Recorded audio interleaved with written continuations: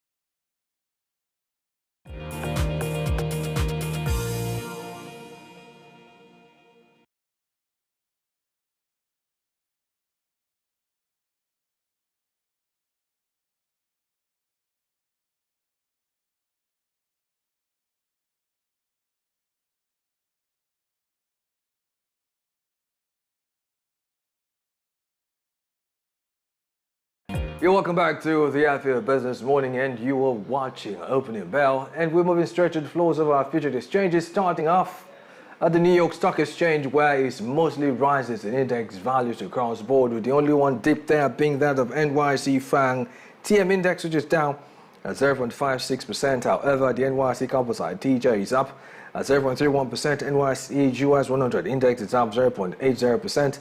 Dow Jones Industrial Average is up 0.59%. The S&P 500 Index is up at 0.38%. The Nasdaq Composite is up at 0.09%. Nasdaq 100 up 0.07%. However, the reverse is the case with almost all other exchanges this morning. London is our next point of call, where it's all dips. In index values across board, FTSE 100 is down 0.84%, FTSE 250 down 0.57%, FTSE 350, FTSE All Share Index both down at 0.80% respectively. Now moving on to China, Asia, but then it's still all dips as well. And index values across board. Shenzhen, that's where we're starting off. Shenzhen Composite Index is down 0.66%.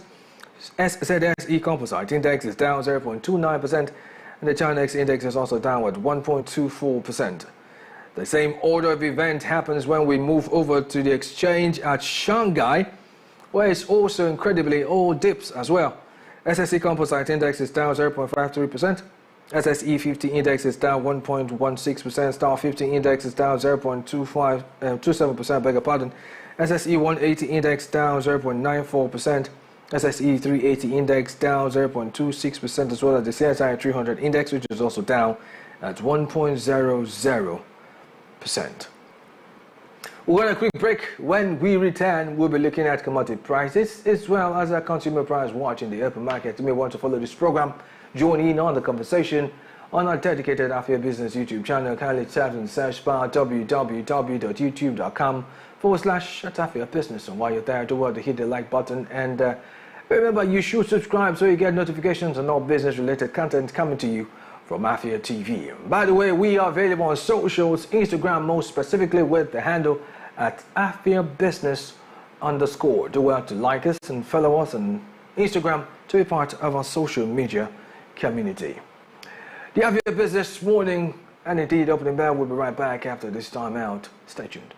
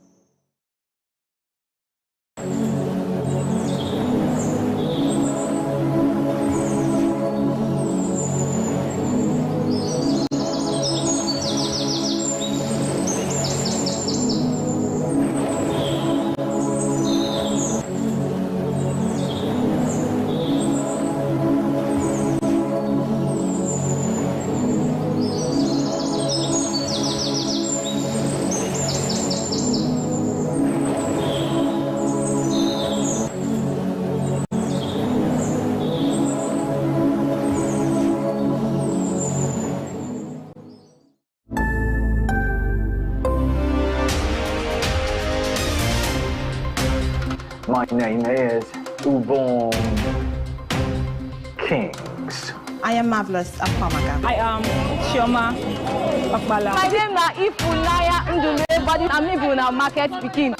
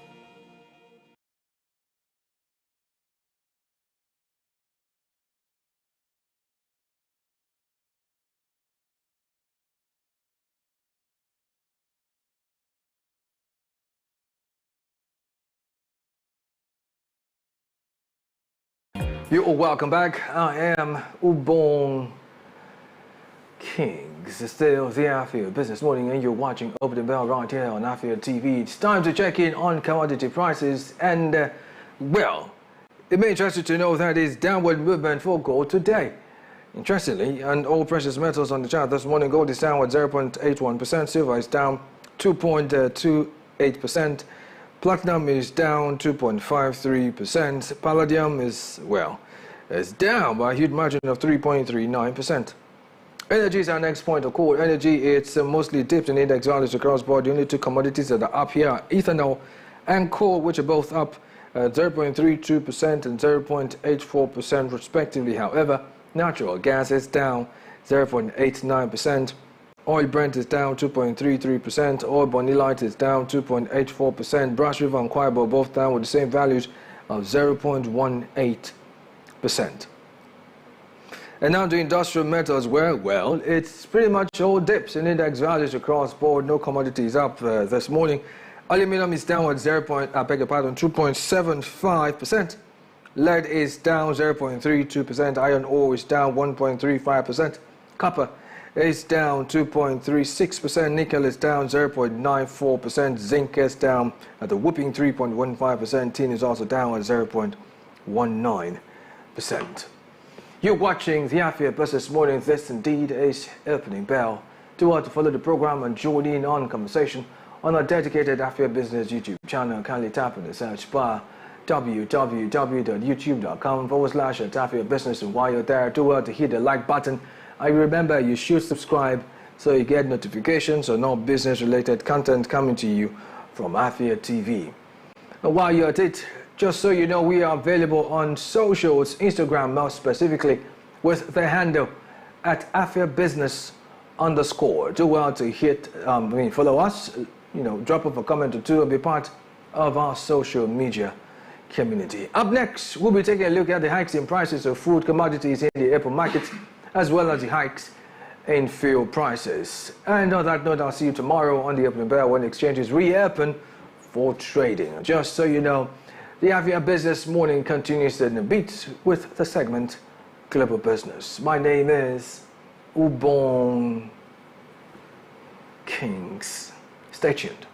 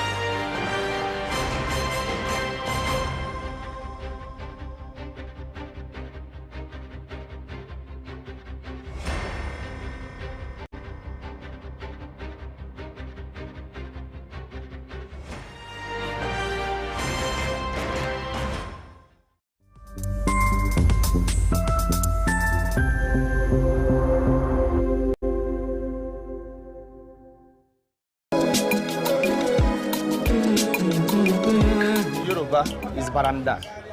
Then Igbo, also Afia. Then in English, Aprikuma. Some people can come into the market without any help. They will come and start helping people to source what they want, and then they get some commission. Money, I no get time to the price. Transfer or cash, I no come here for advice. Introducing Obuzo. Afia TV's early Christmas gift to businesses in Southeast Nigeria. With Obuzo, Afia TV is empowering local entrepreneurs with 1 billion naira advertising grant, helping you reach a global audience on DSTV, GoTV, and Afia Radio. For more information, visit www.afiatv.net/Obuzo or visit the SME Center in your state. Obuzo, catalyzing economic growth in Southeast Nigeria.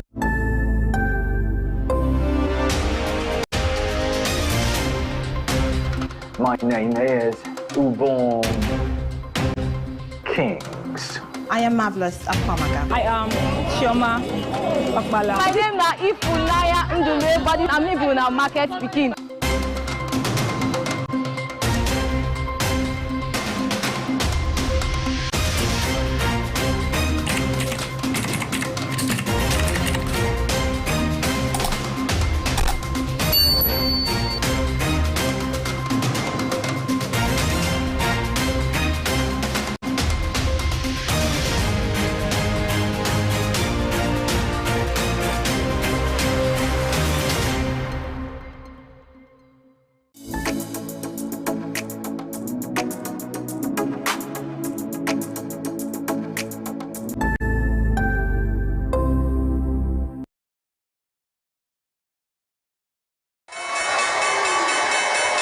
The Afia Business Morning.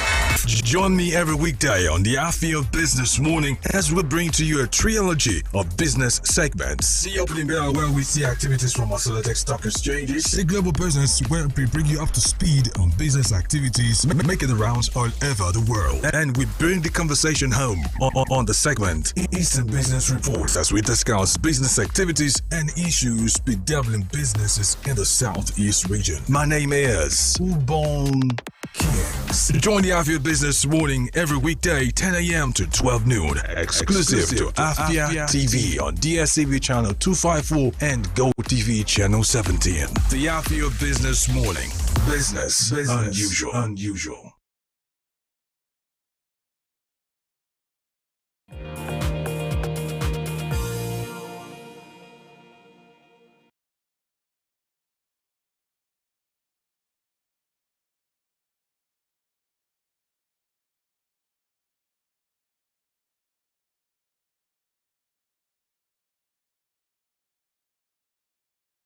Thank you for rejoining me on the Afia Business Morning. Welcome to Global Business. Here we will take a look at business news stories around the continent of Africa and indeed the rest of the world. My name is Ubon Kings. Here are the headlines we're tracking at the moment. Starting off, a business news story from Africa was reported that Ethiopian Airlines is to establish a South Sudan airline.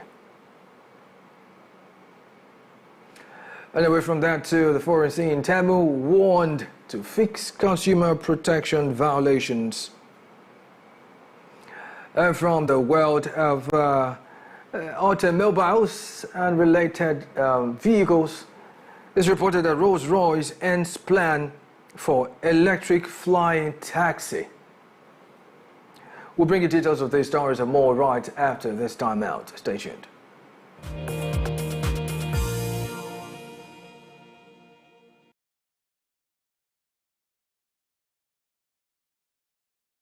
You're watching Global Business right here on the Afia Business Morning, and we will begin with business news stories from Africa, where it is reported that the government of South Sudan and Ethiopia Airlines have entered a partnership agreement to establish and manage a national carrier for South Sudan, which was agreed during a meeting between the South Sudan Minister of Transport, Magdut Biar, and Ethiopian Ambassador Mabi Mahdi in Juba.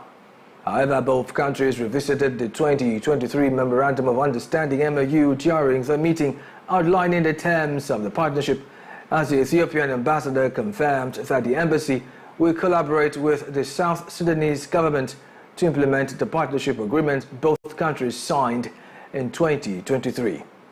Now, since its secession from Sudan in 2011, South Sudan has failed to acquire its national carrier due to the country's political instability fueled by the brutal civil war, where the country has since relied on the services of privately owned airlines for aviation transport in the country.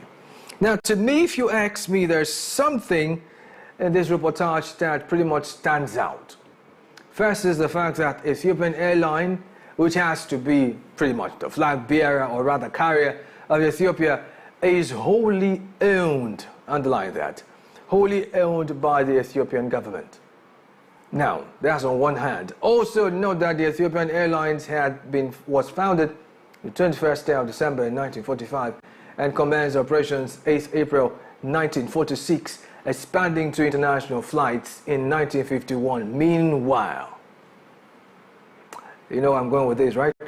Meanwhile, the defunct Nigerian Airways was founded in 1958 and until it ceased operation exactly in 2003. Now, the government of Nigeria owned the majority of the airline, 51% until 1961, where it boosted its shareholding in the company to 100% and made it the country's flag carrier. Now, if we put this side by side with Ethiopian Airlines, you see a disparity by reason of management. But then, question is, what lessons can be learned from Ethiopian Airlines by the Nigerian government? In fact, scratch that. Question really is, what are we learning?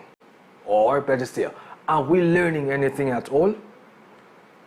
I'll let you decide that. I say no more. Moving on to other business news stories. And this time from the world of aerospace and vehicle automation. Rolls-Royce, an aerospace and engineering group, has shut down plans for an electric flying taxi business almost 3 years after the spirit of innovation broke the electric airspeed record by recording a 345.4 mph flight. Furthermore, the decision to close Rolls-Royce electrical advanced air mobility activities was in contrast to Rolls-Royce's enthusiastic launch of the project, where it declared that the electric power and propulsion systems will lead the way for advanced air mobility AAM, enabling short and silent and vertical takeoff and landing capabilities while lowering emissions and reducing fuel consumption. You know, in as much as this sounds great on paper, let's put a number of things in perspective. Now, I don't know if you have noticed or not noticed that a lot of automakers are literally running away, or let's put it mildly, shying away from the production of electric-powered vehicles. I'm talking about cars, aircraft alike. Now, one of the most recent contributions will be pretty much the Trump effect. Recall that Trump actually talked about imposing a 10 to 20% tariff on cars and steel and anything imported into the USA, pretty much to save the US economy. And guess what? The United States, as far as this story is concerned, the United States is Rolls-Royce's largest market. And it is accounting for about 30% of the company's sales. Now, do you understand it? I mean, a country that accounts for about 30% of your sales. As a matter of fact, you produce 100 vehicles, for instance. The US alone takes 30% of all of that. The rest shipped around everywhere else in the world, but US takes 30% of that. And guess what the target was when they started doing these electric flying vehicles? Exactly, the US. And then Mr. Trump comes up to say, I'm going to impose 10 to 20% tax or tariff on these vehicles that are coming in. Oh, by the way, in case you didn't know, Rolls-Royce is produced by the United Kingdom. You get it now? It's not produced by the US. It's headquartered in the UK, so it's produced there and shipped in to the US. Which simply means if they're going to make money, if they want to really make money, they have to start thinking of how to reduce cost of production. But of course, they can't. Why? Because Rolls-Royce in itself is a luxurious brand. You get the picture. So now that would mean they'll have to pay more to bring the goods, the cars into the US, which they'll sell for less. Not good business, is it? Nah, it's not. You're still watching Global Business right here on the Afia Business Morning on Afia TV. Kindly join in the conversation, watching live right now on our dedicated Afia Business YouTube channel. Kindly tap in the search bar www.youtube.com/@Afia Business. And while you're there, do well to hit the like button. You should also remember you should subscribe to be part of our social media community also. By the way, we are available on Instagram at Afia Business _. And just so you know, we'll be back after this time out. More stories from the rest of the world after this time out. Stay tuned.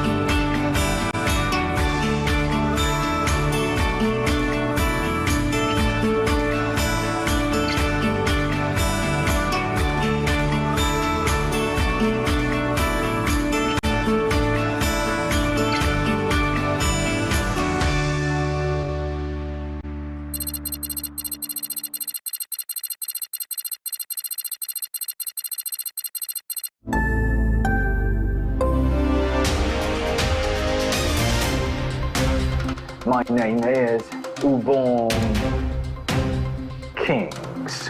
I am Marvelous Akwamaga. I am Chioma Okpala. My name na Ifunaya Ndule, but I'm even a market speaking.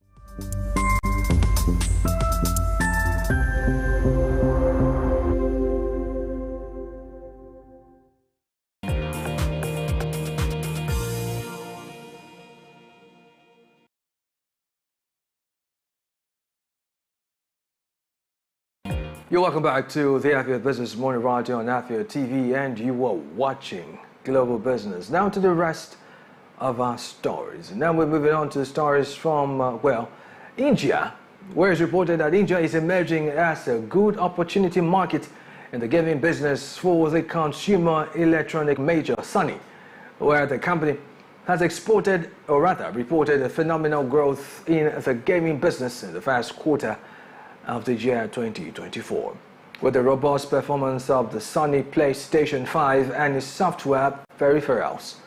Meanwhile, Sony India's PlayStation dominates the console operating gaming system market there with around 95% market share, and has almost doubled its revenue between the 2023 and 2024 from this segment, where it now expects a moderation in the growth rates because of the high base. Now, from my standpoint, guys, quickly, from my standpoint, it's clear that Sony, yes, indeed, is a leader among the big three gaming companies, Nintendo, Sony itself, and Microsoft. Yes, we get that. Interestingly, too, Sony makes up for almost about 30% of the video game market worldwide.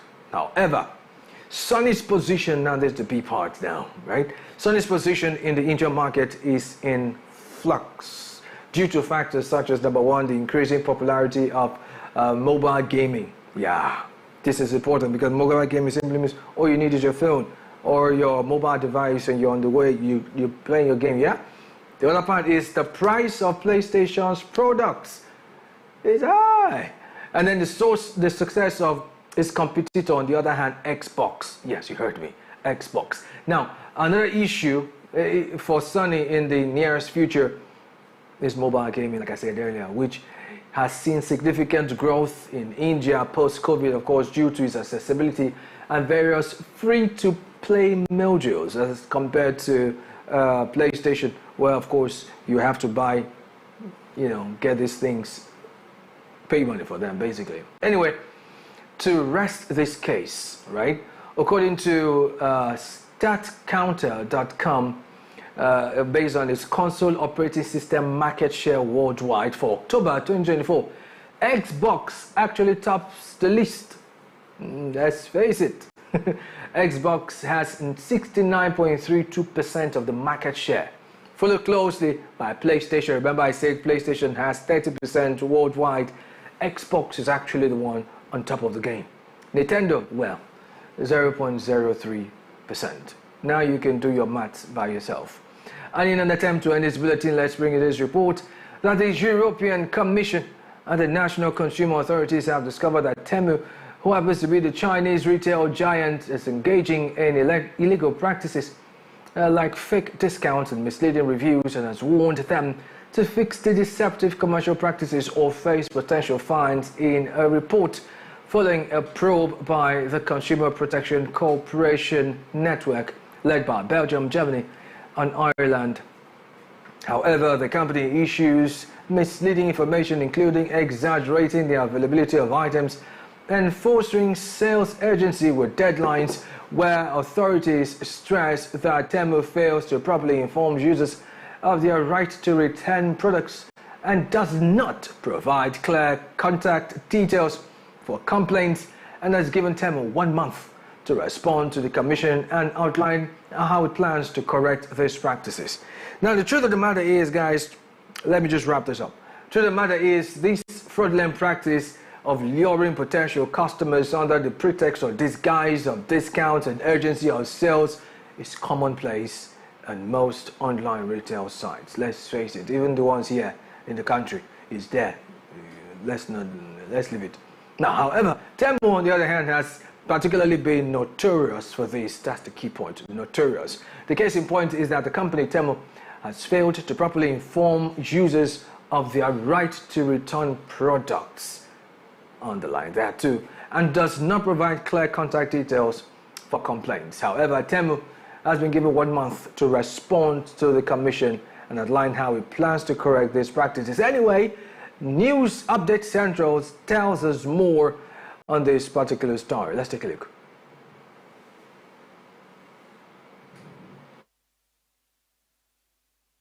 The European Commission has issued a stern warning to the Chinese retail giant Temu, urging the company to rectify its deceptive commercial practices or risk facing significant fines.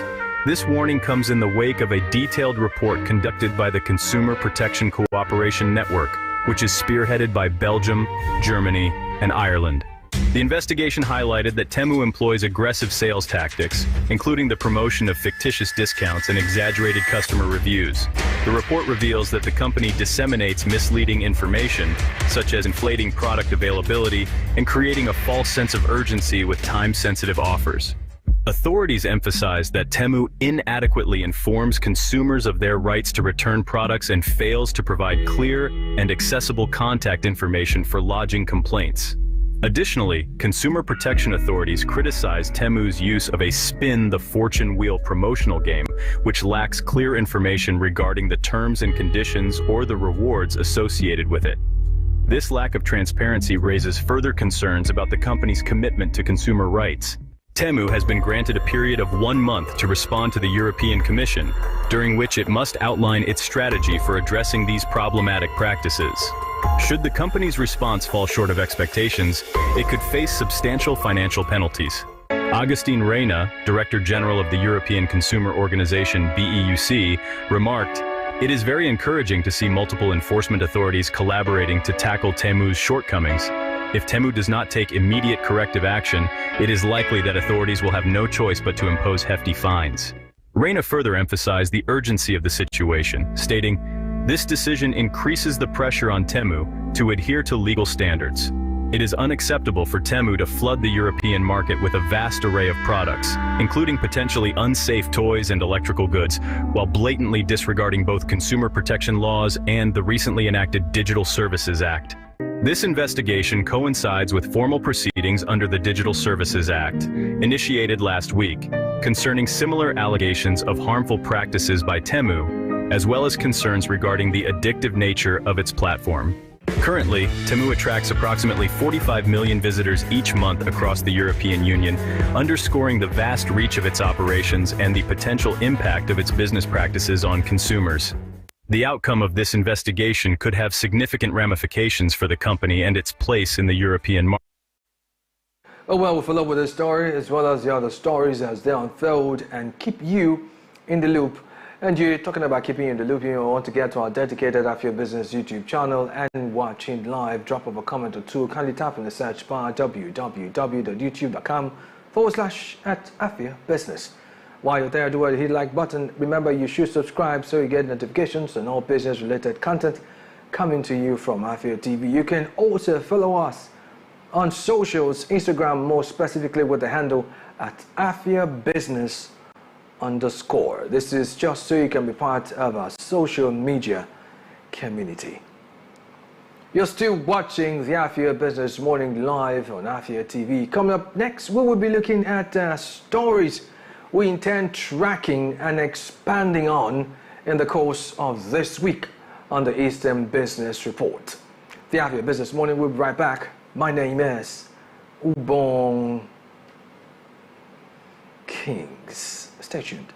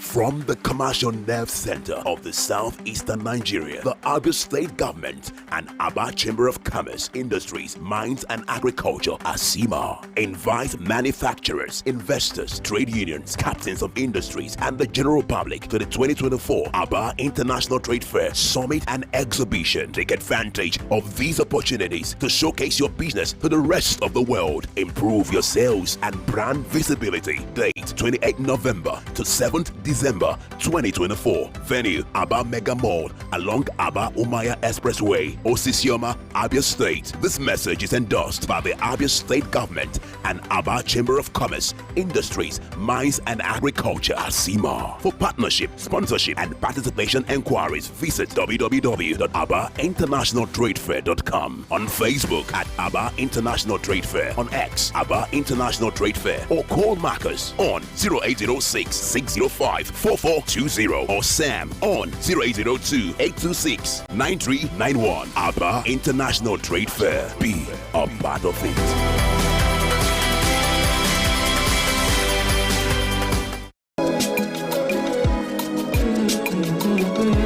Yoruba is Baranda. Then Igbo, also Afia. Then in English, Apricoma. Some people can come into the market without any help.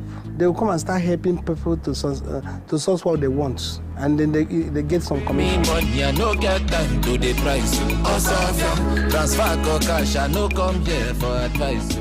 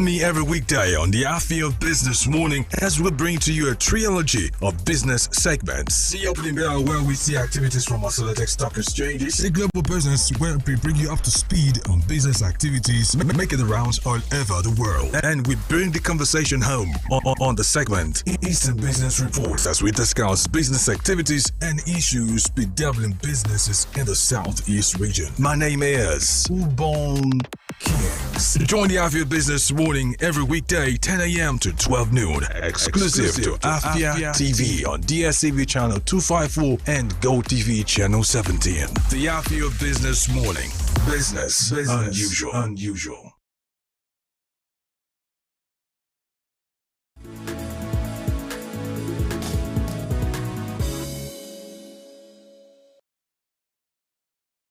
You're still watching the Afia Business Morning, and yes, indeed, this is the Eastern Business Report, which is designed to bring you up to speed on business activities, issues and policies affecting businesses and the economy of Southeastern region of Nigeria. It comes right after Global Business on the Afia Business Morning. And on today's edition of the Eastern Business Report, we'll be looking at, developing stories and conversations around the business space. Yes, indeed, it's the 11th day of November. I'm sure you know that already, 2024. 6 weeks and 2 days to Christmas.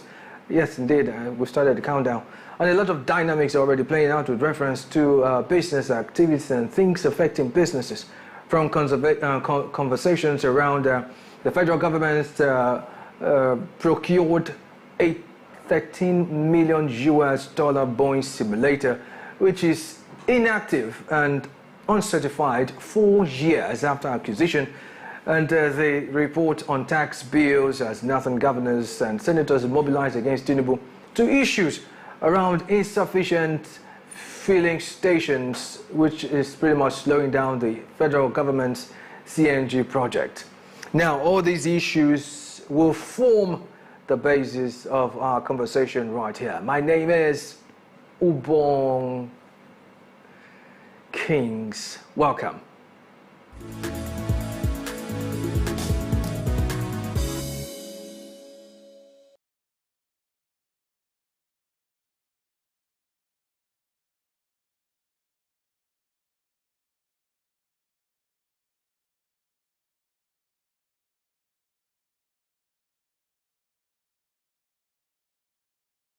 Welcome back, and we will begin with, this first reality.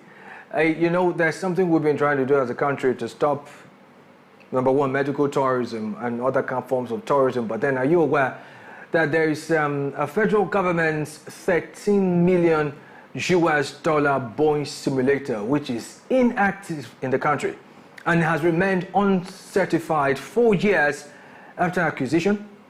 Now, after 4 years after the federal government installed a Boeing 737NG aircraft simulator at the Nigerian College of Aviation Technology, Zaria, the equipment is yet to be certified and as such has not been operational.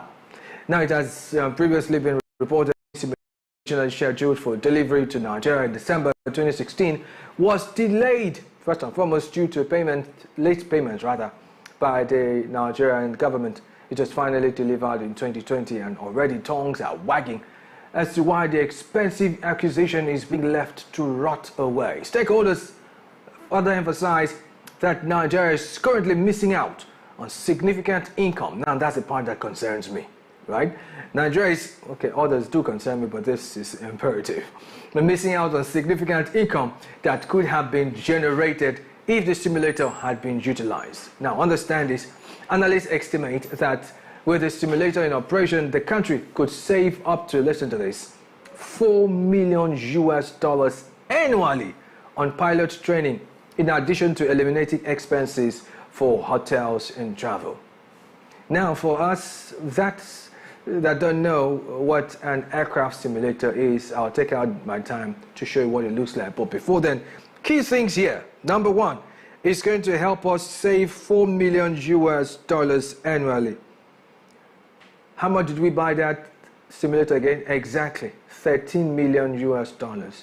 We could be saving $4 million yearly. So imagine if we do this for another, say, 5 years. That's $20 million US in revenue, right? And that would have offset the cost of that. And the next thing we're doing is of 13 million, we'll be reaping up profits every other year. But no, that's not happened. Anyway, for sake of emphasis, let's take a look at what a flight simulator looks like, right? And well, it's pretty much supposed to mimic the real life experience. Let's take a look, and this is brought to us by Cyber News. Let's take a look at what that simulator that has been lying fallow in Nigeria could do. Flight simulators basically recreate aircraft flight artificially. Flight simulation goes back as far as 1929, starting with the first simulator created by Edwin Albert Link, named the Pilot Maker or the Link Trainer. This invention kick-started the commercialization and mass production of flight simulation. We're going to enter into the Boeing 737 simulator. Now, this is only a couple of years old and it has really top-notch, accurate technology. And students would generally spend about 9 sessions in here, about 4 hours each time. So, without further ado, let's go inside. Let's see how this experience holds up. When it's wet and conditions like this, does it affect actually your movement? Would it be slippery? Yes. Oh, okay. Yes. Oh, interesting. It affects not only visual. It would be realistic, yeah? Oh, this is fast. Conditions. So you can feel the difference. This is when very we're on the runway. Yes, this is fast. Whoa.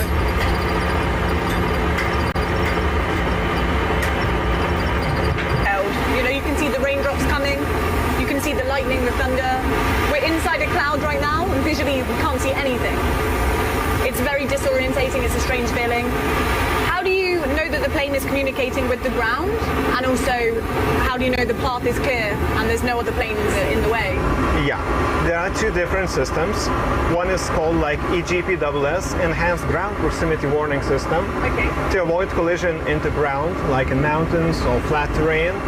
And another system is called like a TCAS, Traffic Collision Avoidance System, to avoid collision with other airplanes. We're out of the clouds, we can finally see ground. So this display mode is for landing, and this short line is like our runway, and that position is our actual position. So we need to fly a little bit more to the right side. To level up with the runway? Yeah.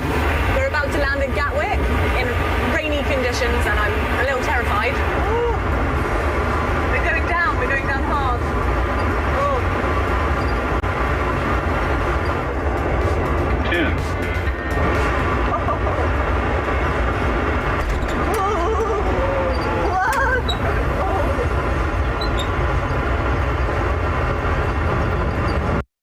Oh well, now you have an idea of what a flight simulator looks like and maybe feels like, and that is exactly what Nigeria has but has not been utilized. 13 million, I beg, yes, 13 million US dollars rotting away some part of Nigeria, because imagine if we had that here in this part of the world. All right, moving on. Another story that I intend looking at this week is as a developing story will be the one about Nigeria's tax bills, where it was reported that northern governors and senators had mobilized, or rather are mobilizing against Tinubu. Now, the backlash from plans by President Bola Ahmed Tinubu to reforms had over the weekend on the Weekend AMM show. Let's take a look at it real quickly.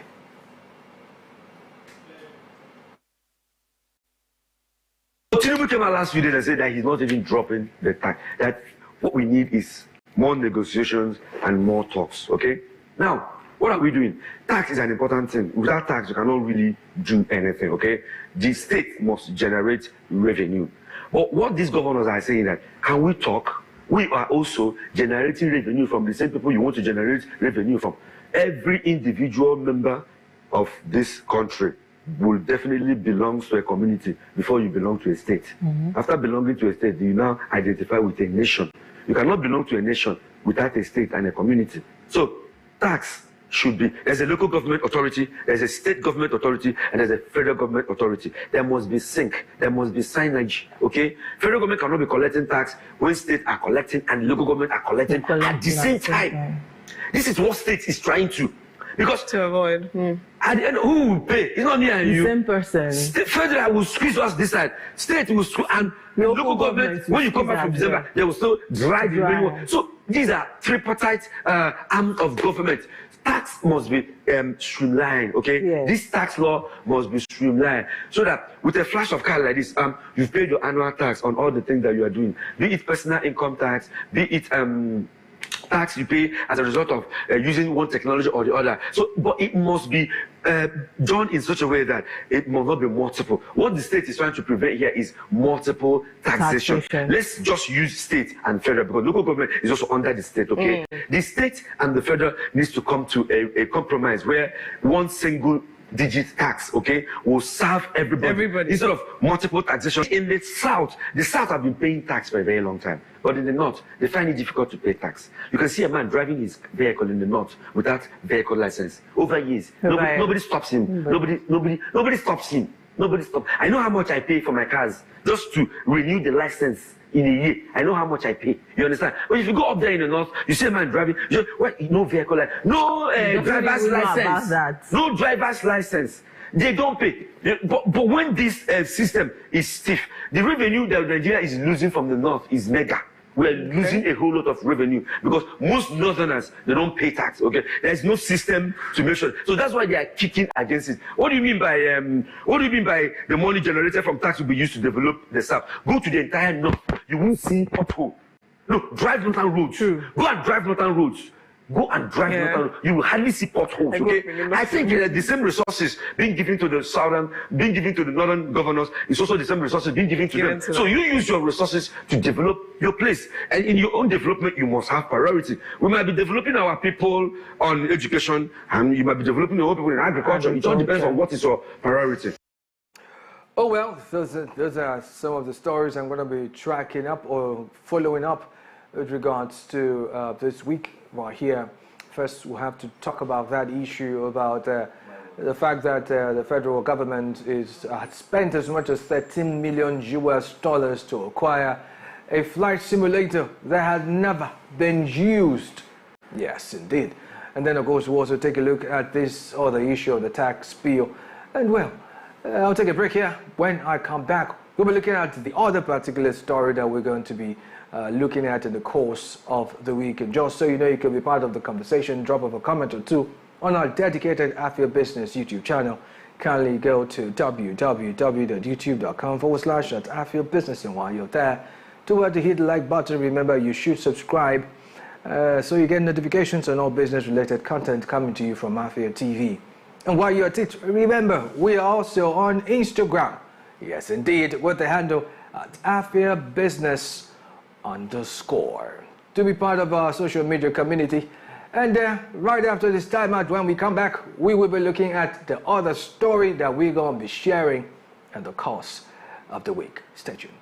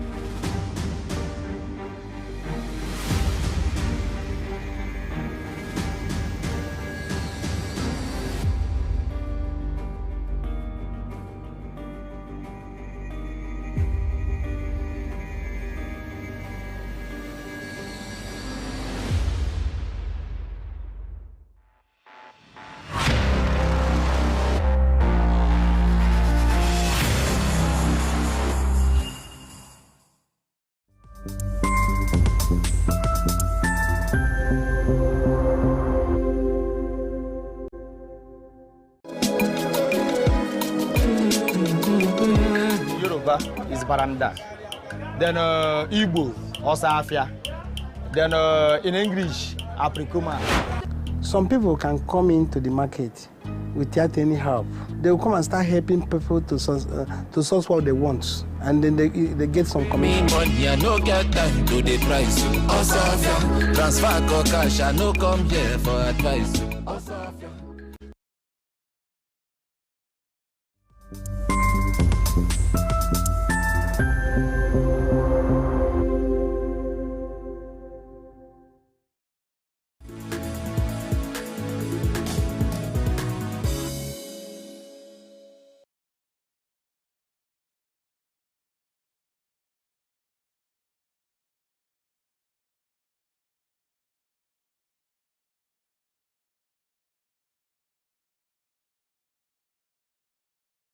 You're welcome back, and you're still watching the Eastern Business Report, and I've taken out the time to share with you two developing stories that I would love to explore in the course of the week on the Eastern Business Report. One was the federal government's $13 million Boeing simulator being inactive and remained uncertified 4 years after acquisition, and the other one was about the Nigerian tax bills, where Northern governors, senators are mobilizing against Tinubu. And now, the other important issue that I would like to explore this week will be about the insufficient, it's about CNG basically, the insufficient filling stations slowing down federal government CNG project. The Nigerian government's push for the utilization of compressed natural gas CNG as a cheaper and cleaner alternative to fuel is being challenged by the lack of sufficient filling stations. The CNG initiative has in recent months gained traction as many motorists continue to convert their cars in response to the high cost of petrol in the country. However, many Nigerians have described the difficulty in getting their cars refilled as moving from, like we say, fry pan to fire. The federal government in July 2024 commissioned 6 filling stations to serve residents of Abuja. It also commissioned others in Lagos State. However, these stations have become inadequate as motorists drive long distances before getting to these stations. In some areas, CNG filling stations cannot even be found. Now, this reminds me, I have excerpts from footage by the NNPCL on the commissioning of 12 new compressed natural gas CNG stations across Abuja and Lagos. Let's take a look real quickly.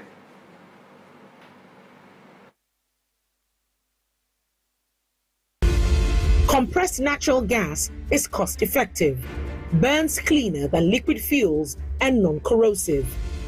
It is environmentally friendly and lighter than air, which makes it safe even during leakage.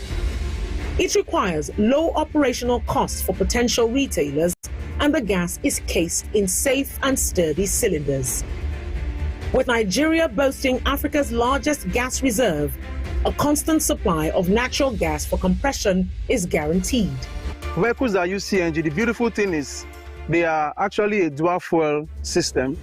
They can run on any available fuel. They can switch from this to that with the push of a button.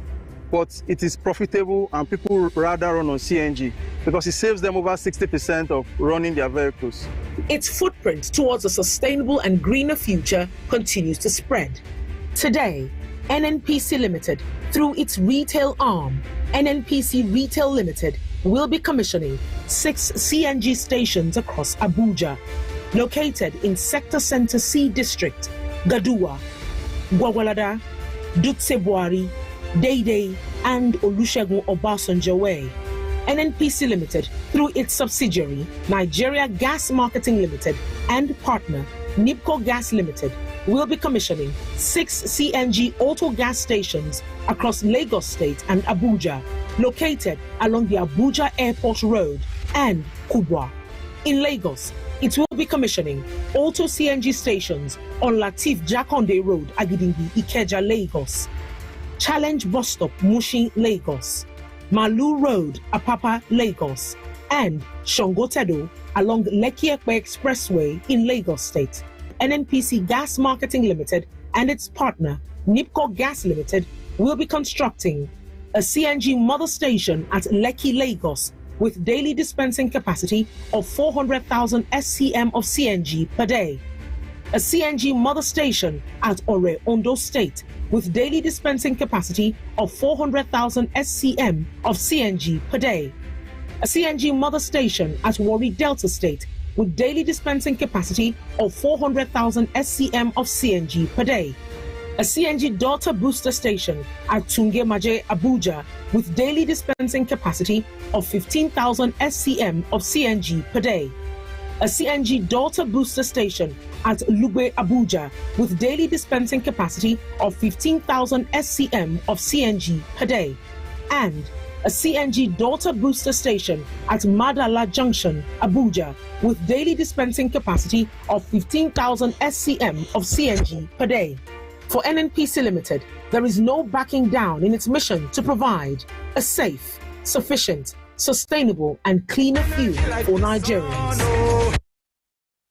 So there's no backing down, but then again, there is a complaint that there is not enough filling stations, insufficient filling stations, slowing down federal government's CNG project. But then we'll be looking at this issue as well as the other issues in detail later this week. And on that note, I'll be the size of the package on the Eastern Business Report, and I just took out the time to share with you conversations that I'm going to be having in the course of the week. You may want to join us on YouTube channel, dedicated Afia Business YouTube channel, that is at www.youtube.com/Afia Business. And while you're there, do well to hit the like button. Remember, you should subscribe as well, so you get notifications on all business-related content coming to you from Afia TV. And by the way, while you're still there, we're available on social media, specifically on Instagram with the handle at Afia Business _. Do well to join us there and follow, so you will be part of our social media community.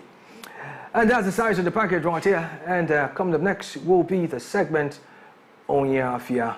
My name is Ubong Kings. Good morning.